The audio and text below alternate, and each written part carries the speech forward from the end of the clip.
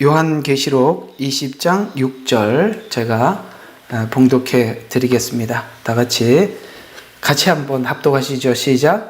첫 번째 부활에 참여하는 자는 복되고 거룩하도다. 둘째 사망이 그들을 다스릴 권세가 없고 오히려 그들이 하나님과 그리스도의 제사장들이 되어 천년 동안 그와 함께 통치하리라. 아멘. 천년 왕국을 제가 좀 시간을 많이 할애해서 여러분들과 함께 이 부분을 아주 선명하게 지나가고자 하는 이유는 이 천년 왕국에 대한 이방인들이 가지고 있는 이해가 너무나도 없기 때문에 그렇습니다. 이 천년 왕국은 사단이 지우려고 무진장 노력한 부분이기도 하죠. 그래서 무천년 주인이 뭐 이런 이상한 신학이 바탕이 되어서 지금 이게 천년 왕국에 대한 이해도 할 수 있으면 이렇게 원어나 뭐 이런 성경이나 이런 것을 대입해서 천년 왕국은 없다라고 이렇게 주장하려고 애써 이렇게 주장하려고 하는 사람들도 여럿이 꽤 있는 걸로 알고 있습니다. 그래서 이 천년 왕국이 어떤 성도들은 들어보지도 못했던 이야기가 될 수도 있고 또 들어보았다 하더라도 많이 왜곡되어 있는 부분들이 많이 있어서 도대체 이 천년 왕국이 어떤 시간인지 왜 하나님께서 우리에게 허락하셨는지 이 부분을 좀 여러 시간을 할애해서 여러분들과 하려고 하는 것입니다. 이게 어떤 주제를 가지고 길게 하는 이유는 그 주제가 참 중요하기 때문이니까 그렇게 아시고 여러분들 함께 보시면 되겠습니다. 자, 그러면 신령한 부활을 입은 성도들은 천년 왕국의 상급을 받습니다. 자, 이 상급을 받는데요. 천년 왕국 때 상급을 받는 것으로 분명히 나와 있습니다. 근데 이 부분에까지는 제가 장담을 못 하겠습니다. 그럼 천년 왕국에서 상급을 받는 걸로 끝나고 천국에서는 아무것도 없냐, 공평하냐, 이 부분에 대해서는 전 모르겠습니다. 왜냐하면 제가 찾지를 못해서 그렇습니다. 찾으면 알려드리겠습니다만 이 천년 왕국에서 상급을 받고 또 천국에 와서도 여전히 동일하게 상급을 받느냐는 조금 더 연구를 해야 될 필요가 있습니다. 연구가 충분히 안 되고 분명하게 이렇게 분명하지 않는데 그냥 막 주장해서는 안 되는 거예요. 그래서 어쨌든 그 부분은 많이들 주장은 합니다만 제가 확인을 못했다 이렇게 여러분들에게 말씀을 드리겠습니다. 그러나 분명한 건 이 천년 왕국에서 상급을 받는 것은 굉장히 분명한 일입니다. 왜냐하면 오늘 20장 4절을 한번 보시죠.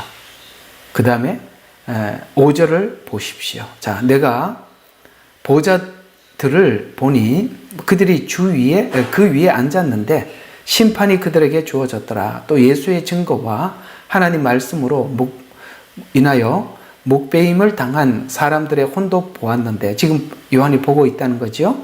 그들은 짐승에게나 형상에게 경배하지 아니하였을 뿐만 아니라 그의 표를 그들의 이마 위에 손에도 받지 아니하였더라. 그러므로 자, 그들은 살아서 그리스도와 함께, 살아서는 부활이죠. 그리스도와 함께, 그러니까 목배임을 받아 죽었다고 했단 말입니다. 죽었단 말이에요. 죽었는데 살아서 이렇게 나오죠. 죽었기 때문에 살아서 이렇게 나오는 거죠. 그리스도와 함께 천년을 통치하시느라. 이 통치 기간에 하나님께서 주시는 상급을 받는 것입니다. 그래서 그 다음에 5절에 보면 그러나 죽은 자들 가운데서 그 나머지는 천년이 끝날 때까지 다시 살지 못하리라. 이것이 첫 번째 부활이라 이렇게 분명히 말씀하고 있습니다. 이게 첫째 부활이라 이렇게 말씀하고 있습니다. 이 첫째 부활은 이전에 고린도전서 15장에서 이 첫째 부활에 대해서 말씀을 드렸습니다. 그래서 이때 이제 그리스도와 함께 살아서 천년을 통치하고 상급을 받게 되는데 이 상급을 받는 자가 어떻게 상급을 받느냐면 이제 이 말씀을 오늘 좀 알아야 될 필요가 있는 거거든요. 고린도전서 3장입니다. 가봅시다. 성경을 찾아보는 게 좋겠습니다. 고린도 전서 3장 다 펴셔요. 자, 3장 12절부터 15절이 그 말씀입니다. 이제 하나님께서 천년 왕국 때 상급을 주시는데 상급을 받을 수 있는 사람이 누구냐? 이렇게 우리가 하나님 앞에 살아왔던 삶이 정말 나를 위해서 사는 척 했던 건지, 정말 주를 위해서 살았는지에 대해서 하나님께서 마지막 날 심판하시고 공력을 심판하신다라는 말씀이 12절부터예요. 자, 이제 누구든지 이 기초 위에 금이나 은이나 보석이나 나무나 지피나 그루터기로 지으면 각 사람의 일한 것이 나타나게 되리니, 요 일한 것은 지금 여러분과 제가 주를 위해서 살아갔던 모든 것들이 각 사람이 무엇을 위해서 왜 일을 했는지 나타난다. 자기를 위해서 일했는지 정말 그리스도를 위해서 일했는지 나타나게 된다라는 이야기가 되는 거거든요. 그러니까 각 사람이 일한 것이 어떤 종류인지 시험할 것이기 때문이라, 만일 어떤 사람이 일한 것이 세운 그대로 있으면 상을 받을 것이요. 그러니까 그대로 있다는 것은 주를 위해서 일했다는 것입니다. 그러니까 정말 주를 위해서 일했다는. 그래서 그대로 있으면 상을 받기. 그런 것만 상이 된다는 거예요. 그런데 또 이어서 15절 보니까 만일 어떤 사람의 일한 것이 불타버리면 그는 손해를 당하리라. 그러나 그 자신은 구원을 받게 되지만, 이건 무슨 말이냐면 상급을 위해서 내가 주를 위해서 일을 했느냐 안 했느냐는 구원과는 상관이 없다 이 말이에요. 그건 상급과 관련이 있다. 그래서 이렇게 얘기하는 거예요. 그는 손해를 당하리라. 그러나 그 자신의 구원을 받게 되지만 구원과는 상관이 없다는 거예요. 구원 받는 거는 받는 거지만 상급은 없다. 이렇게 얘기를 하는 것입니다. 불에 의해서인 것처럼 그렇게 되리라. 불에 의해서인 것처럼 이렇게 말하니까 무슨 말인지 잘 모르죠. 여러분, 불이 나서 그냥 이렇게 아무것도 가지지 못하고 그냥 뛰어나왔다. 그러니까 맨손으로 천국 왔다. 마치 한평 강도처럼 주를 위해서 아무것도 한 것이 없이 하나님 앞에 구원은 받게 되겠지만 상급은 없다. 이렇게 얘기를 하는 것입니다. 자, 여기서 이제 우리가 오늘 이 상급에 관한 이야기를 하면서 우리 모두는 이런 생각을 한번 해봐야 하는 것입니다. 여기 있는 여러분들은 주님이 오실 줄로 다 믿는 줄로 알아요. 오시고 난 이후에 주를 위해서 살았느냐, 나를 위해서 살았느냐에 대해서 하나님께서 분명히 상급을 심판하신다는 것을 아신다면, 그 앞에 서서 만약에 우리가 내 얼굴을 내기 위해서 하나님 앞에 일을 하였다면 분명히 이 공력을 시험할 때 다 불타버릴 것입니다. 그러나 주를 위해서 산 모든 것들은 상급으로 남아 있다고 성경은 말씀하고 있지요. 여러분, 예수님의 재림을 믿으시고 상급을 주시는 하나님이라는 것을 믿으신다면 오늘 우리가 어떤 마음가짐으로 주를 위해서 살아야 하는가에 대해서 정리가 되시리라 생각이 듭니다. 이와 같이 이 공력을 시험할 때가 언제냐? 마태복음 16장 27절, 여기 그냥 그대로 보시면 되겠습니다. 인자가 하나님의 영광으로 오실 때 그때 각자 행한 대로 상 주실 것이라. 여러분, 예수님께서 재림하시는 그 부분을 하나님 영광으로 오실 때라고 말씀하고 있어요. 초림은 영광으로 온 게 아니죠. 나귀를 타고 악이 정말 뭡니까? 사람들이 볼품없는 분으로 오셨지만 재림 때는 영광으로 오실 겁니다. 근데 오실 때 구원받은 사람들에게 상 주실 것이라. 상급을 주시기 위해서 오신다. 이렇게 말씀하고 있는 이 이야기가 바로 문화 비유예요. 문화 비유. 자, 우리 문화 비유는 누가복음 19장에 있습니다. 자, 함께 문화 비유를 보도록 하겠습니다. 누가복음 19장 11절부터예요. 19장 11절부터 제가 봉독해 드리도록 하겠습니다.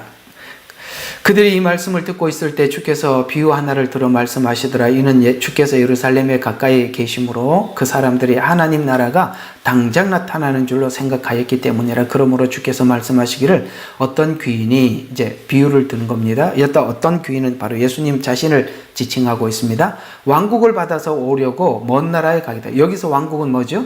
천년 왕국입니다. 그걸 받으러 오려고 먼 나라에 가게 되었더라. 주님이 가셨다라는 이야기죠. 그리하여 자기 종 열을 불러 그들에게 열 문화를 주며 말하기를 내가 올 때까지 장사하라 하였더니 그의 백성이 그를 미워하여 그를 뒤로 소식을 보내어 말하기를 우리는 이 사람이 우리를 통치하는 것을 원치 아니한다고 하더라. 그 귀인이 그 왕국을 받아서 돌아와 자기의 돈을 준 그 종들을 불러 오라고 명하니, 자, 아까 그걸 받았던 종들이 예수님 앞에 다시 왔죠. 이는 각자가 장사를 하여 얼마나 벌었는가 알고자 함이라. 여기 중요한 말은 뭐죠? 각자입니다. 아시겠습니까? 상급은 여러분 개개인의 문제예요.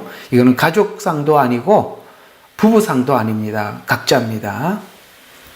각자가 장사하여 얼마를 벌였는가 알고자 함이라. 그때 첫 번째 사람이 와서 말하기를 주여 주께서 주신 한 문화로 열 문화를 벌었나이다 하니 주께서 그에게 말하기를 잘하였다. 착한 종아, 내가 아주 작은 일에 신실하였으니 열 고을을 다스리는 권세를 가지라. 어떻게 벌였다고요? 어떻게 열 문화를 남겼죠? 작은 일에 충성하는 겁니다. 우리가 남긴다는 것이 뭐냐면 이 작은 일에 충성하는 거예요. 자, 이 작은 일에 충성이라는 말은 여러 가지가 있습니다. 이제 오늘 그 부분들을 또 하면서 여러분들이 그냥 좀 스스로 정리가 되기를 바랍니다. 오늘 문화 비유 자체가 오늘 설교 주제는 아니니까 그냥 크고 굵은 주제만 좀 짚고 넘어가겠습니다. 그래서 권세를 다시 18절 그 다음에 두 번째 사람에게 와서 말하기를 주여 주께서 주신 문화를 5 문화를 벌었나이다 라고 하니 그에게도 이같이 말하기를 너도 5 고을을 다스리는 자가 되라고 하더라. 또 한 사람이 와서 말하기를 보소서 주께서 주신 문화가 여기 있나이다. 내가 그것을 손수건에 싸서 간직하여. 달란트 비유하고 비슷하죠? 당신은 엄격한 분이니 똑같이 이야기합니다. 달란트 비유하고 내가 당신을 두려워하였으니 당신은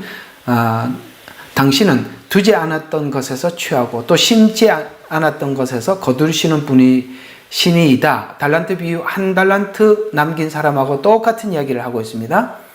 주께서 그에게 말하기를 악한 종아, 내 입에서 나오는 말로 내가 너를 심판하리라. 내 입에서 나오는 말로 너를 네가 지금 한 말로 심판할 것이다. 너는 내가 두지 않았던 것을 취하고 심지도 않았던 것에서 거두는 그런 엄격한 사람인 줄 알았도다. 그렇다면 너는 어찌하여 내 돈을 은행에 맡기지 아니하였나? 최소한 은행에 맡겼더라면 원금, 이자와 원금을 청구할 수 있었다. 이렇게 말씀하고 있습니다. 이 문화 비유와 달란트 비유는, 문화라는 이 호칭을 쓰는 것은 여러분 누가복음은 이방인에게 보낸 서신이고요. 마태복음은 유대인에게 보내는 서신이에요. 유대인들은 사용하는 그 화폐 단위가 달란트, 세겔, 이런, 아시죠?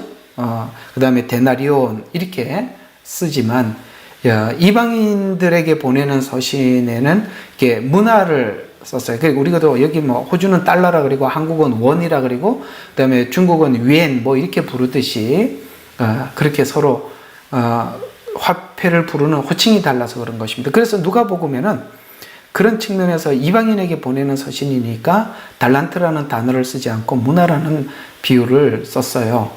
근데 여기 있는 이 이야기가 정확히 어떤 이야기냐면 종에게라는 말로, 그러니까 달란트도 종이라고 표현을 하고 있고 여기도 종들을 불러 주었고 종들을 불러서 셈을 했습니다. 자, 종이라는 말.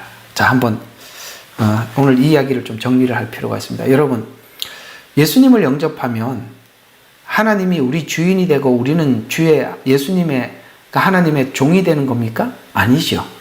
여러분, 예수님을 영접하면 하나님의 자녀가 되죠. 그렇습니다. 구원에서는 하나님의 자녀입니다. 그러나 하나님께서 우리에게 맡겨준 사명에 대해서는 주종 관계로 보겠다는 겁니다. 그래서 종이라는 말을 쓰고 예수님을 주인이라고 표현하는 것입니다. 그리고 정확하게 셈을 하기 위해서 달란트, 숫자로 표시하는 것입니다. 숫자가 아닌 것은 우리가 융통성이 있지만 숫자는 애누리가 없지요. 1은 1이고 2는 2입니다. 아시겠습니까? 그래서 5을 줘서 5을 남기면 분명히 5을 남겼기 때문에 10, 이렇게 숫자가 정확한 수치가 나오는 거예요. 그래서 여러분들이 하나님의 자녀이지만 하나님께 부르심을 받은 사명이 있음에 대해서도 누구도 부인할 수 없는 것입니다. 그리고 그 사명에 따라서 하나님께서 그 일에 어떻게 대했는가에 따라서 하나님께서 분명히 상급을 주시는데, 여기서 잘 들으셔야 돼요. 그러면 이 부르신 사명이 뭐냐? 두 가지가 있습니다. 여러분 개인에게 요구하는 사명이 있고, 여러분 자신에게, 또 여러분 자신이 타인을 위한 사명이 있어요. 두 가지 사명이 있어요. 뭐라고요? 하나님께서 우리 각 개개인에게 나에게 주시는 사명이 있고, 타인에게 주시는, 나를 통해서 타인을 위해서 해야 될 사명이 있다는 거예요. 이 두 가지가 동시에 있다는 걸 아셔야 돼요. 하나는 뭐냐면은 나에게 주신 사명이 뭐냐? 오늘 여기 나에게 주신 사명에 대해서 여기서 이 한 달란트, 그러니까 한 문화를 받은 사람이 한 말이 그 말이에요. 당신은, 오늘 21절을 보니까 엄격한 분이기 때문에 당신을 두려워하였다. 여러분, 당신은 두지 않았던 것에 취하고 심지 않았다. 이게 무슨 말이냐면, 이 책임이, 종은, 주인이 뭔가를 맡겼으면 그 안에서 활용을 해서 남겨야 할 사명이 있는데, 이걸 굳이 내가 할 필요가 없이 내가 이걸 해서 남기는 게 아니라, 당신은 아주 엄격하신 분이라 심지 않은 데서도 거두고 이렇게 하실 수 있는 분이라는 거예요. 그러니까 이건 굳이 내가 하지 않아도 주인인 당신도 할 수 있는 일이 아닙니까? 이렇게 얘기하는 거예요. 자, 이 이야기가 되게 어려워 보이지만은 우리가 흔히 하는 말로, 여러분 이런 말을 우리가 자주 하지 않나요? 에이, 하나님이 다 하시겠지 뭐, 내가 할 일이 뭐가 있겠어, 이렇게 했다는 거예요. 아주 제가 여러분들의 아주 알아들을 수 있는 말로 다 풀어서 전해드린 것입니다. 뭐라고요? 내가 할 게 뭐가 있어, 하나님이 다 알아서 하시지, 이렇게 생각하는 거예요. 이 한 달란트 받은 사람, 그 다음에 한 문화 받은 사람이 그렇다는 거예요. 여러분과 제가 그리스도 예수 안에서 분명히 우리가 하나님 앞에 우리가 해야 될 일이 있다고 그랬어요. 우리가 해야 될 일이 뭐냐면, 내가 그리스도 안에서 그리스도를 닮아가는 삶을 살아야 해요. 이걸 보고 성화라고 이야기해요. 여러분, 성화는 하나님이 알아서 하시는 겁니까? 아니면 내가 싸워서 노력하고 애를 쓰고 기도하고 몸부림쳐서 하나님 앞에 그리스도를 닮기 위해서 애를 써야 하는 것입니까? 여러분, 이 성화는 우리가 심지 않은 데서 거두는 게 아니라 우리가 애를 쓰고 노력을 해야 되는 거죠. 그렇죠?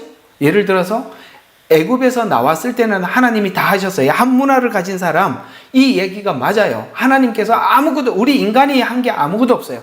하나님께서 홍해를 가르시고 이스라엘 백성들 건너게 해주셨어요. 구원이 그렇습니다. 그러나 성화는 어떤 거냐면, 우리가 애써 장사를 하고 노력하고 해서 우리 스스로가 그리스도 안에서 바뀌어야 되는 거예요. 이게 하나님께서 나 개인에게 요구하는 거예요. 그것만 요구하는 게 아니라, 여러분 교회 안에서 여러분에게, 우리 믿는 모든 사람들에게 주신 부르심이 뭐예요? 복음을 전파하고 영혼들을 하나님 앞에 올려드리고 그 영혼을 위해서 수고하고, 각자가 주시는 사명에 따라, 각자가 주신 은사에 따라, 그 다음에 각자에게 주신 하나님께서 부르심에 따라서 우리가 열심히 주를 위해서 살고, 또 그 다음에 하나님 앞에 그것을 올려드리는 일. 그래서 여기 이 한 문화 가진 사람, 하나님, 성화도 하나님이 알아서 나를 바꿔주셔야지 제가 뭘 하겠습니까? 하고 땅에 파묻어 두었고, 하나님께서 타인을 위해서 해야 될 사명조차도, 이거 내가 할 게 뭐가 있겠습니까? 하나님이 다 알아서 하시지요 라고 했다는 것이에요. 이해가 가십니까? 예. 여러분, 복음이 그런 건가요? 아니지요. 믿는 것은, 믿고 구원받는 것은 하나님이 하시지만, 그러나 우리가 그리스도 안에서 변화되는 삶은 우리 자신이 하나님 앞에 몸부림쳐야 하고, 하나님 앞에 부르심도 우리가 애써 노력을 해야 되는 것입니다. 한 달란트 받은 사람은 그걸 오해한 것입니다. 됐죠? 이 그래서 우리가 그리스도 안에서 변화된 만큼, 하나님 앞에 부르심에 따라서 수고하고 애쓴 만큼 천년 왕국 때 통치하리라 라고 말씀하셨을 때, 나와 함께 통치할 것이다 라고 말씀하셨을 때, 그 통치는 바로 남김에 따라서, 그가 얼마나 남겼느냐에 따라서 10고을을 다스리기도 하고 5고을을 다스리기도 하고 1고을을 차지할 것과 같다라고 하나님께서는 말씀하고 있는 것입니다. 여러분, 주님이 이 땅에 다시 오시면 이 일을 하실 줄로 믿으시면 여러분, 주를 위해서 애쓰고 수고하는 것들이 결코 헛되지 않다는 것을 아셔야 됩니다. 주를 위해서 애를 쓰시되 여러분 자신이 사람들에게 영광과 사람들에게 얼굴을 보이기 위해서 애쓰시지 마시고 정말 주님을 위해서 애쓰고 노력하는 여러분들이 되시기를 바랍니다. 근데 이 문화 비유를 보면 그 이제 천년 왕국 때 너가 나와 함께 통치하시리라 이렇게 말씀하셨거든요. 실제 그 부분을 직접 언급한 부분이 있어요. 천년 왕국 때 통치하시리라. 이 부분을 누가복음 22장에 이렇게 말씀하고 있어요. 자, 22장 한번 봐요. 28절부터 30절 한번 보시죠. 너희는 내가 겪는 시험에 나와 함께 있던 자니라. 여러분, 내가 겪은 시험에 나와 함께 있었다 라고 말씀하고 있습니다. 내가 겪은 시험. 그러면서 내 아버지께서 나의 왕국을 맡기신 것과 같이, 여기 왕국은 바로 천년 왕국입니다. 맡기신 것 같이 나도 너희에게 맡겨. 너희가 나의 왕국에서 내 식탁에서 먹고 마시며, 아시겠어요? 아까 읽었던 그 천년 왕국을 이야기하는 겁니다. 먹고 마시며 또 보좌에 앉아서, 예수님이 이 땅에 오실 때 정사와 권세를 가지고 오세요. 통치권을 가지고 오신단 말이에요. 근데 예수님 혼자 통치하는 게 아니라 주님과 함께 그 삶을 살았던 사람들과 함께 통치를 하신대요. 그래서 내가 보좌에 앉아서 이스라엘 12지파를 심판하시리라. 이게 무슨 말이죠? 자, 잘 봐요. 이게 웬만하면 화면을 켜고 들으면 참 제가 설명하기 편할 텐데, 자, 이 말은 이 이야기예요. 나와 함께 시험을 겪었던 사람은 예수님께서 겪은 시험이 왜 겪었던 시험인 줄 압니다. 그게 예수님이 겪은 시험 하면 어떤 시험이 생각이 납니까? 사단에게 시험을 받았던 시험입니다. 맞죠? 그 시험은 어떤 시험이었을까요? 이생의 자랑, 그 다음에 명예욕, 그 다음에 이생의 자랑과, 오늘 캠프 갔다 왔다 머리가 완전 먹통이 됐습니다. 제가 아주 정신을 못 차리고 있는 것 같아요. 어쨌든 우리 인간이 가지고 있는 시험을 예수님이 받으셨고, 그 시험이 뭔 줄 제자들도 알고 실제 그들도 그 시험을 받았어요. 언제 받았죠? 예수님 십자가에 못 박힐 때 도망갔죠. 사실은 그들이 그때 그 시험을 받고 돌아와서 정말 하나님 앞에 진정으로 돌아서고 회개한 적이 있었어요. 쉽게 말해서 이들이 받았던 시험은 바로 예수님이 십자가 지기 위해서 사단에게 받았던 시험을 실제 그들도 살면서 예수님과 함께 받았고, 예수님 살아생전에도 그 시험을 받았고, 예수님 십자가에 죽으실 때도 그 시험을 받았고, 그 시험을 넘어서서 주님을 만난 사람들입니다. 이해가 가요? 그 시험을 넘어서서 주님을 만난 사람들이고, 여기 있는 이스라엘 12지파는 그런 시험 없이 하나님을 섬기는, 율법으로 섬기는 사람들입니다. 그러니까 누가 누구를 통치한다는 거예요? 예수님께서 십자가 안에서 주신 은혜를 받아들이고 알고 있는 자가 그걸 모르고 있는 그 이스라엘 12지파를 심판하시리라, 통치할 것이다. 그래, 여기 보니까 이스라엘 12지파를 심판하시리라고 하시더라라는 이 말은 은혜를 경험한 자와 율법 안에서 하나님을 섬기는 자가, 이스라엘 백성 중에서 우상에게 절하지 않는 사람들은 그들이 하나님을 사랑해서가 아니라 계명을 지키느라고 우상에게 절을 하지는 않았습니다. 성진아, 알아듣니? 아빠 말? 아무도 이걸 안 보고 있으니까 알아듣는지 모르겠어요. 이해가 가요? 이거는 이해가 꼭 가야 되는 거예요. 주님과 제자들은 시험을 겪어서 예수님을 만난 사람들이고, 이들은 이스라엘의 12지파는 그런 걸 모르는 사람들이에요. 그러니까 천년 왕국 때 그들이 여호와를 아는 지식이 온 땅에 충만하다 그랬습니다. 이렇게 주님과 함께 시험을 겪었던 사람들이 그들을 가르치는 거예요. 그래서 이 여호와를 아는 지식이 온 땅에 충만한 겁니다. 그냥 간단하게 마무리하면 둘째 아들이 첫째 아들을 가르친다. 이렇게 설명을 하고 끝내겠습니다. 됐죠?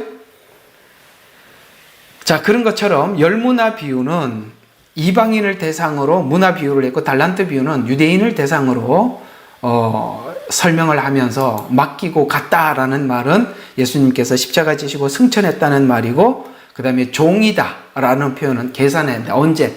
재림하고 난 이후에 이렇게 계산할 것이다 라고 말씀하고 있습니다. 자, 그냥 우리가 오늘 하나 그냥 지나가면서 한번 그냥 읽고 지나가 보도록 하겠습니다.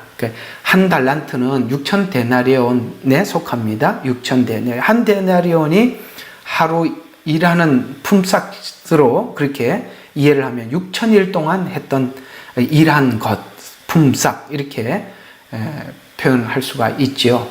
요즘 최저시급 이렇게 대충 잡으면 5달란트는 한 24억 7천만 원, 2달란트는 10억, 1달란트는 4억 7천만 원 정도 이렇게 나온다고 합니다. 요거는 그냥 지나가면 되겠습니다.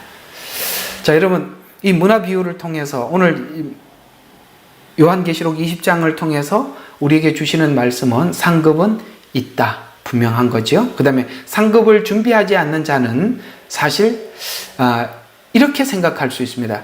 재림을 믿지 않는 사람들은, 이게 상급을 준비하는 사람들은, 정말 재림을 믿는 사람들은 재림하여서 하나님께서 이렇게 상급을 주신다는 것을 믿기 때문에 누구나 상급을 준비하기 위해서 애를 쓰겠죠. 사실 상급을 준비하지 않는 사람, 한 달란트처럼 이런 생각을 가지고 있는 사람은 우리가 한번 의심해 볼 필요가 있습니다. 정말 재림을 믿고 있는 건가? 또 상급을 준비하지 않는 사람은 복음을 오해했기 때문이다. 아까 주인은 굳은 사람이라 이렇게 생각을 했다는 거죠. 이거는 율법적 관점에서 주인을 이해하는 것이지 복음적 관점에서는 주인이 그렇게 굳은 사람으로 이해하지 않습니다. 자, 그러면 상급을 믿는 자는 재림을 믿는 자인데, 그 다음에 상급을 믿는 자는 주인이 원하는 것이 무엇인지 아는 것이다. 아까 이제 개인에게 주신 사명, 그 다음에 우리 타인에게 주신 부르심, 이 두 가지 말씀을 드렸습니다. 자, 그러면 이 부분이 신약 속에서만 우리가 찾아봤지만 구약에서도 이 부분을 이렇게 설명하고 있습니다. 우리 이사야서 62장으로 한번 가보겠습니다. 구약에도 이 상급에 관한 말씀을 우리에게 진지하게 해주셨었죠. 62장 2절입니다. 자, 62장 62장 2절입니다. 이방인들은 내 의를, 모든 왕들이 내 영광을 볼 것이요, 너는 주의 입이 명명한 새 이름으로 불리리라.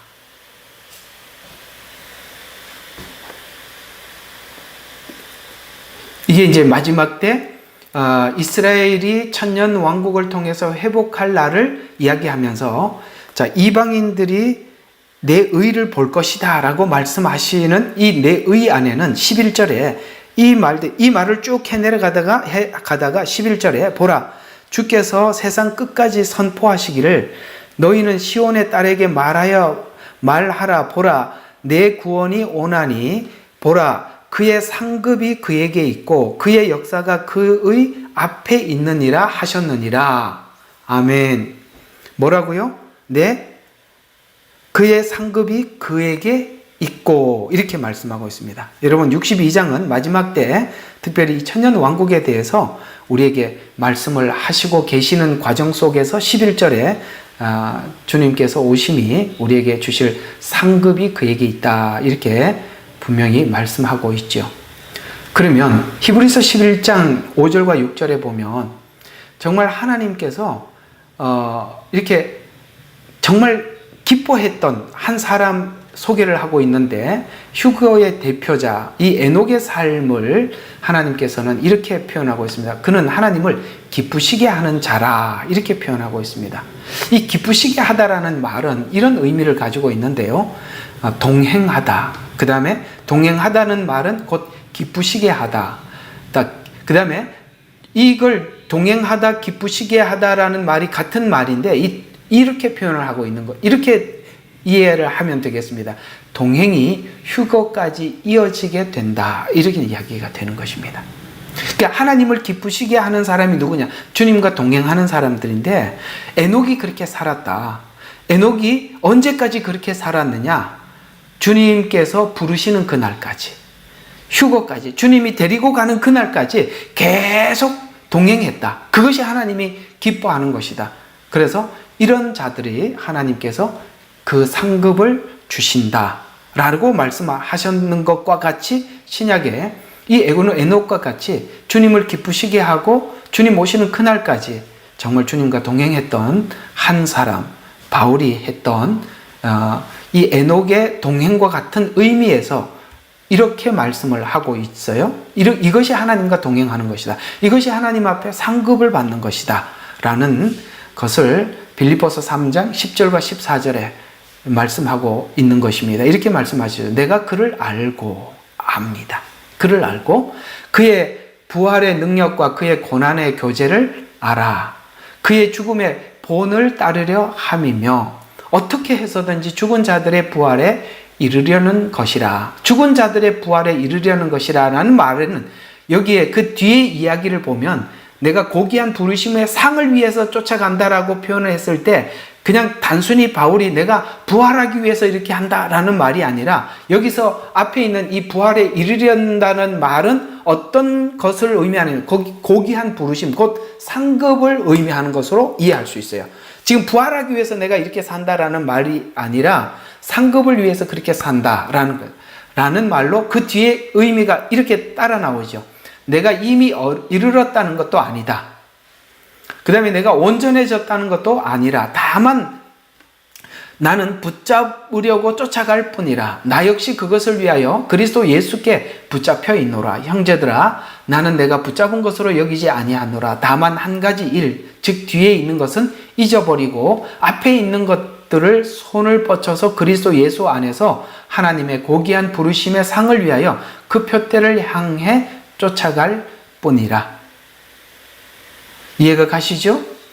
그러니까 이게 아까 말씀을 고귀한 부르심, 아까는 성화, 개인에게는 성화, 또 하나는 바깥으로는 바울에게는 이방인의 사도라는 부르심, 그것을 위해서 내가 쫓아간다. 내가 지금까지 했던 이 빌립보 감옥 이후에 얼마 살지 못하고 이제 이 사도 바울은 순교를 당하게 됩니다. 그러나 그가 사실 과거에 했던 수많은 일들은 많이 있었어요. 그러나 그것으로 자기는 만족하지 않고 남은 인생 여전히 주와 함께, 아까 앞에 표현을 하자면 에녹처럼 주님과 동행하며 하나님이 기쁘신 일을 위해서 살아가는데, 하나님이 기뻐하는 일이 뭔가 하고 봤더니 그 죽으심에 본받아서 그 죽으심을 본받는 것이다 라고 이렇게 표현하고 있습니다. 이제 정리가 되시죠? 하나님 기쁘시게 하다라는 말이 바로 그런 의미를 가지고 있다는 거. 자, 고린도전서 15장 40절과 41절에 보니까 몸과 영광에서 서로 다릅니다. 우리가 이제 부활을 하고 하나님 앞에 상급을 받을 때 몸에서 다르고 영광에서, 몸에서 다른 것은 아까 천년 왕국에는 들어가지만 죽음이 있는 부활, 그 다음에 천년 왕국에 들어가지만 죽음이 없는 부활, 이렇게 몸이 다르다고 했죠. 저번에 부활을 하면서 다루었고요. 영광에서도 다르다는 말은 상급에서 다르다는 거예요. 그래서 부활도 동일하게 썩을 것, 수치, 약한 것들을 심는 자는 썩지 않을 것, 영광된 것, 능력 있는 것으로 일으켜진다. 우리가 사실 주어진 시간, 여러분에게 맡겨진 모든 인생, 이런 것들은 다 썩어질 것이고, 그 다음에 뭡니까? 약한 것이고, 수치들이지만 이런 것들을 가지고 하나님 앞에 심어서 영원한 영광된 것으로 거둘 수 있는, 그래서 사실 우리가 이 땅에 살아가는 모든 삶은 하나님께서 훗날 주님 앞에 상급을 받을 수 있는 기회를 우리 모두에게 주신 것이죠. 그래서 여러분, 주를 위해서 살아가는 이 모든 삶을 하나님 앞에 드릴 때, 오늘 여기 고린도전서 15장 58절에 이 부활을 쭉 설명을 하다 계속 견고해라, 흔들지 마라, 주의 일에 더욱 힘써라, 너희들의 수고가 주 안에서 헛되지 않다. 왜요? 나중에 공력을 시험해서 너에게 상급으로 돌려줄 거니까. 됐지요? 그래서 여러분들 이렇게 하나님 앞에 수고하는 모든 자들에게 상급이 있답니다. 그렇다면 누가 이 상급을 받을까? 누가 이 상급을 받을 수 있을까? 자, 여러 이야기가 많이 나오는데 첫 번째는 마태복음 5장 12절에 보면은 기뻐하고 즐거워해라. 하늘에서 너희의 상이 크다. 전에 너희 선지자들이 이같이 있던 선지자들을 이같이 핍박하였다. 이렇게 말씀하고 있습니다. 여러분, 누가 상급이 크다고요? 복음을 전파하는 선지자들이 핍박을 받는 자이지만, 그러나 이 핍박을 받았던 이 모든 것들이 바로 하나님 앞에 상이 크더라. 그래서 우리가 복음을 전하면서 받았던 핍박들은 다른 상은 그냥 상상 이렇게 나오는데 이 상은 크다 이렇게 표현을 하고 있어요. 그래서 복음을 전하면서 이 사도들은 핍박을 받았고 핍박을 넘어서서 그들은 모두 다 대부분이 순교를 당하게 되죠. 그들의 상급은 매우 클 것입니다. 또 하나, 그러면 이렇게 직접 복음을 전파하면서 핍박을 받는 사람이 있는가 하면 그 복음을 전파하는 사람을 돕는 사람이 있어요. 그 사람에게도 하나님께서 상급을 주신대요. 이게 마태복음 10장 41절에 보면은 선지자 이름으로 선지자를 영접하는 자는, 이 말은 아까 여기 선지자들이 앞에 보니까 핍박을 받았단 말이죠.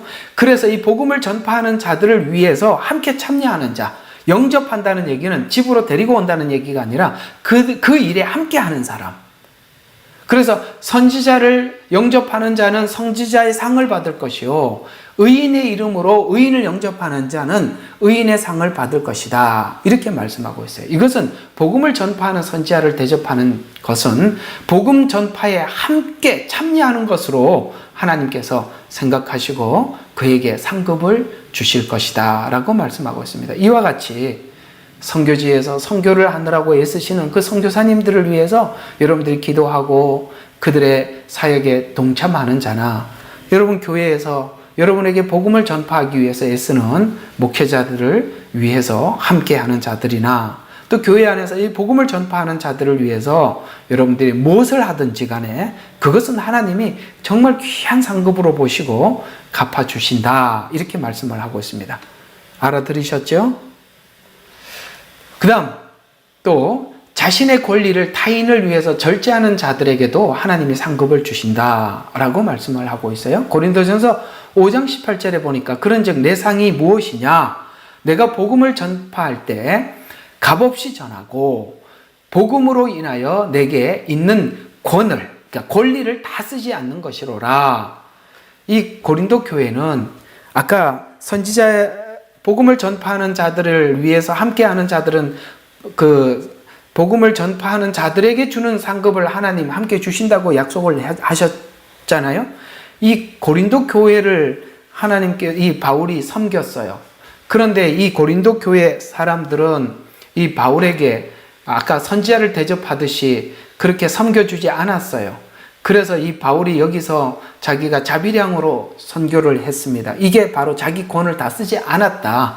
그러나 이것 또한 하나님께서 바울에게 훗날 상급으로 주시리라 라고 말씀하고 있는 것입니다. 그렇습니다. 우리가 복음을 위해서 희생하는 것, 자기 권리를 다 사용하지 않는 것, 그 또한 하나님 앞에 상급이다. 이렇게 표현을 하고 있습니다. 또 하나, 여러분 담대함을 가진 것도 하나님 앞에 큰 상을 받는다. 이렇게 말씀하고 있습니다. 아까도 큰 상이 뭐라고 그랬습니까? 핍박받는 자 큰 상을 받는다고 했고, 그 다음에 그러니까 담대한 믿음을 가진 사람들도 큰 상을 받는데요. 히브리서 10장 35절에 그러므로 너희가 담대함을 버리지 말라. 이것이 큰 상을 얻느니라.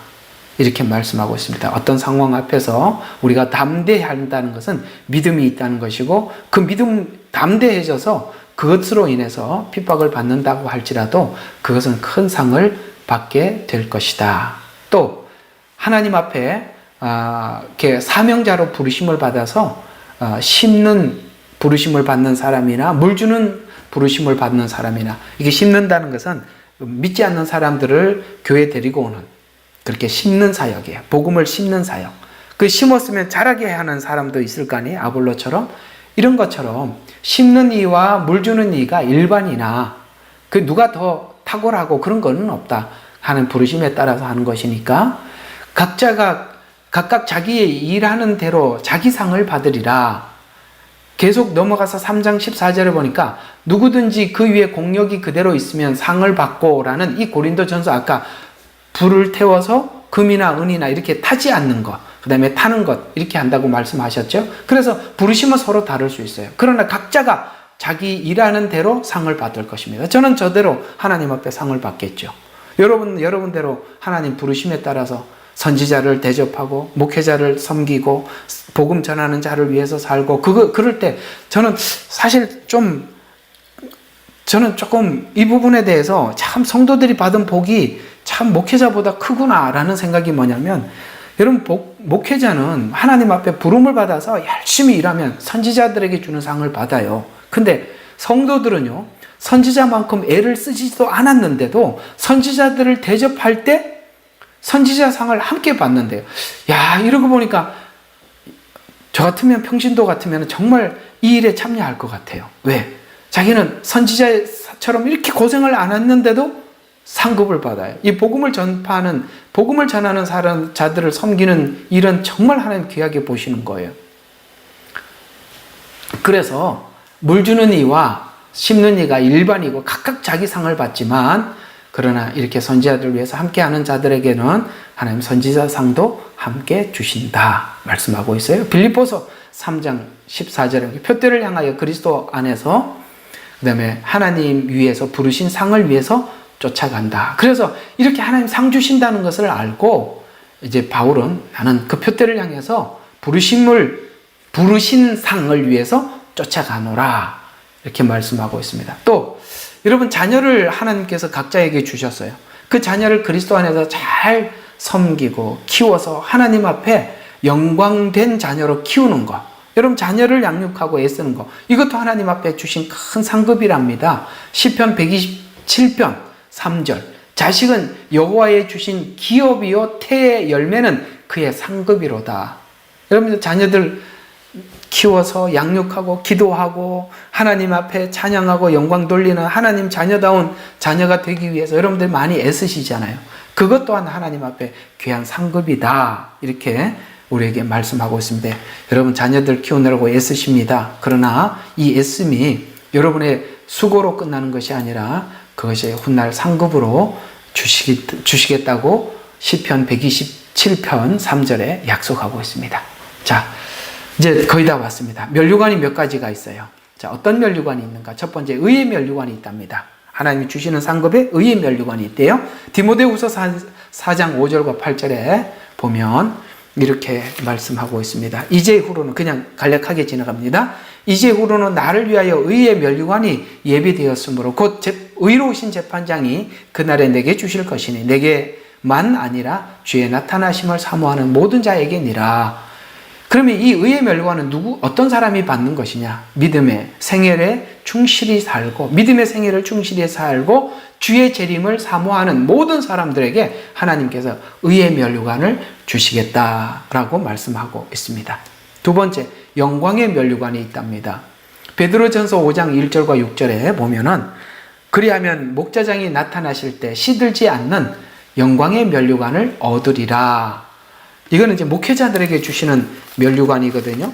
이 베드로전서 5장 1절과 6절에 보면 이렇게 그 면류관에 대해서 말씀하고 있습니다. 내가 너희 가운데 있는 장로들에게 권하노니 나도 장로된 자요 그리스도의 고난의 증인이며 또한 장차 나타나게 될 영광에 동참하게 될 자라.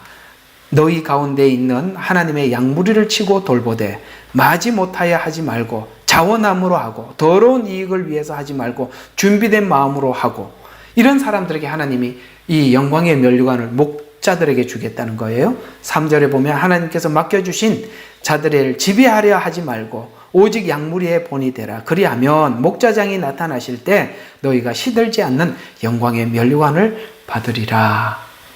저는 이렇게 하나님 앞에 이렇게 정말 충성을 다해서 훗날 영광의 면류관을 받겠습니다. 생명의 면류관도 있답니다. 야고보서 1장 10절과 14절에 보면 시험을 참는 자는 복이 있도다. 이것이 옳다함을 인정함을 받은 후에 주께서 자기를 사랑하는 모든 자들에게 약속하신 생명의 면류관을 얻을 것이니라. 시련과 고난을 견디고 그 다음에 시험을 지킨 자들에게 주어지는 상이죠. 고난 중에도 믿음을 지키고 시험을 이겨낸 자들에게 약속된 면류관입니다. 요한계시록 2장 10절에 나와 있어요. 그래서 요한복음 2장 10절에 이 앞으로 고난스러운 때를 요한계시록이라는 이 시간을 보내게 될 것입니다. 이 시간을 정말 시련과 고난을 견뎌서 이겨낸 자들에게도 하나님께서 생명의 면류관을 줄 것이다. 자, 면류관이 몇 개가 있어요? 의의 면류관, 영광의 면류관, 생명의 면류관. 여러분, 이 면류관을 주시기 위해서 오신다는 것을 믿는다면 우리는 이제 우리에게 주어진 생애를 정말 주님이 기뻐하는, 동행하는 삶을 살아야겠죠. 자, 면류관을 받을 자들은 누구인가? 또 누가 받느냐? 무슨 일이든 죽게 하듯 하는 사람. 골로새서 3장 22절과 23. 종들아. 아까 그렇게 문화 비유와 달란트 비유는 종이라고 했죠. 똑같이 접목을 시켜서 보면 이렇게 됩니다. 종들아, 모든 일에 육신의 상전들을 순종하되 사람을 기쁘게 하는 자와 같이 눈가림만 하지 말고 오직 주를 두려워하여 성실한 마음으로 하라. 무슨 일을 하든지 마음을 다하여 주께 하듯 하고 사람에게 하듯 하지 마라. 이런 자들에게 하나님께서 주신다는 거예요. 반드시 우리가 사람에게 보이려고 하는 것은 아무런 상급이 없다는 걸 꼭 기억하시기 바랍니다. 또 상급을 받기 위한 사람들은 모든 일에 절제한답니다. 요거는 하나 찾아봐야 될, 성경 읽어봐야 될 성경 구절입니다. 고린도전서 9장 24절에서 27절입니다. 경기장에서 달리는 사람들이 모두 달릴지라도 한 사람만 상을 받는 것을 너희가 알지 못하느냐. 그러므로 너희도 상을 얻게 되도록 달리라. 이기려고 애쓰는 사람은 누구나 모든 일에 뭐 한다고요? 자제한답니다. 여기 말대로 절제한다는 거예요. 여러분, 절제하지 못하면 우리가 완주할 수가 없어요. 그래서 신앙생활에 정말 중요한 것은 이게 절제하는 거거든요. 그래서 이제 그들은 썩어질 면류관을 받으려 하지만 우리는 썩지 않는 면류관을 받고자 함이라. 그러므로 내가 그에게 달리되 불확실하게 하지 아니하고 또 내가 그에게 싸우되 허공을 치는 것 같이 아니하노라. 내가 내 몸을 억제하여, 아까는 자제, 여기는 억제하여 복종하면 다른 사람에게 전파한 후에 어떻게 해서든지 내 자신이 버림을 받지 않게 하려는 것이다. 여기 버림을 받지 않는다는 말은 상급이 되지 않게 하려고 하지 않는다. 상급이 되게 하려 함이라. 이런 뜻이에요. 이게 바울이 복음을 전하다가 야 너는 아니다, 변질됐다, 버린다, 이 말이 아니라 이건 상급에 대한 이야기란 말이에요. 이거 조심해야 돼요. 이게 복음에 대해서 오해하는 사람들은 이건 야 바울도 버림받았다. 아닙니다. 그 얘기가. 그 다음 정말 상급을 받으려면 규칙대로 해야 되는 거예요. 디모데후서 2장 5절에 보면 경기하는 자가 법대로 하지 아니하면 멸관을 얻지 못하래요. 상급을 하나님께서 불로 공력을 시험할 때 경기대로 하나님 원칙대로 한 사람들만 그 면류관이 남아있다는 거예요. 또 상급을 주시기 위해서 오실 주님을 사모하는 삶을 살아라. 디모데후서 4장 8절에 보면 이제 후로는 나를 위하여 의의 멸관이 예비되었으므로 의로우신 재판장이 그날에 내게 주실 것인 내게만 아니라 주의 나타남을 사모하는 자. 그 다음 이단자들에게 미혹되어서 이렇게 하나님 앞에 수고한 상을 잃지 마라. 여러분 이렇게 하다가 이단한테 빼앗겨버리면 모든 것을 잃어버린답니다. 참 이단이 그래서 무서워요. 한번 이거는 찾아볼 필요가 있죠. 야, 그 사람들 이렇게 지금까지 애썼더라도 이렇게 이단에게 빼앗겨버리면 모든 걸 다 빼앗기는구나. 자, 2장 18절 한번 보십시다. 아무도 자의적인 겸손과 천사들을 숭배함으로 자기 상을 속여 빼앗지 못하게 하라. 그는 보이지 않는 것을 억지로 주장하고 자기 육신의 생각으로 헛되이 과장하여, 잘 봐요, 이단에게 빠지면 머리를 붙들지 않아요. 여러분 머리가 누구죠? 예수 그리스도죠. 예수님을 붙잡지 않고 하는 모든 것은 하나님과 아무런 관련이 없습니다. 이단에 빠지면 우리가 믿는 예수님이 우리 머리가 아니에요. 그러니 그가 한 모든 것은 정말 제로입니다. 아무 의미가 없는 거예요.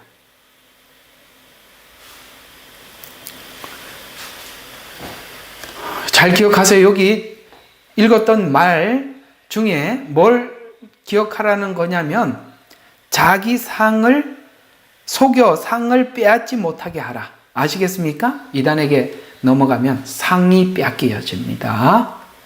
자, 마지막으로 여러분 주를 위해서 산 거요. 냉수 한 그릇이라도 소자에게 떠주는 거 하나님이 기억하시고 갚아주신답니다. 마태복음 10장 42절. 또 누구든지 제자의 이름으로 내 소자 중